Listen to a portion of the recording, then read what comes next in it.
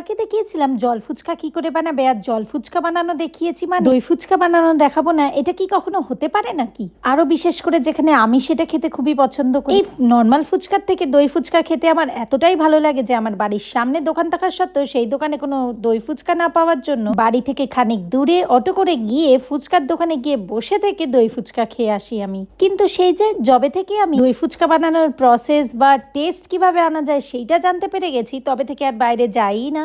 এমনিতেই ঘর কোনো মেয়ে, আমি ঘর থেকে বেরোতে তো আমার ল্যাদ লাগে, তাই জন্য সবকিছু বাড়িতে বানিয়ে নেওয়ার চেষ্টা করি। জানো তো, এই দই ফুচকা বানানোর জন্য যে আলু মাখা আর যে ফুচকা মশলাটা লাগবে সেটা না আগের দিনে সেই নর্মাল ফুচকার ভিডিওতে যেটা দিয়েছিলাম সেটাই। তোমাদের মধ্যে যদি কেউ না দেখে থাকো না, একটু আগের ভিডিওটা গিয়ে দেখে নেবে, তাহলেই বুঝতে পেরে যাবে। কারণ এই ফুচকা মশলাটা কিন্তু বিশাল ইম্পর্টেন্ট। আর ভিডিওটা ইউটিউব থেকে দেখলে নিচে ট্যাগ করে দেওয়া আছে, সেখান থেকেও গিয়ে দেখে নিতে পারো। যাই হোক, কথা বলতে বলতে দই ফুচকা বানানো তো তৈরি, ওপর থেকে ডেকোরেশন করে নিলেই কিন্তু আমাদের দই ফুচকা একেবারে তৈরি হয়ে যাবে। তাই বেশি বকবক না করে ঝটাপট আমিও এটাকে খাই আর তোমরাও এনজয় করো।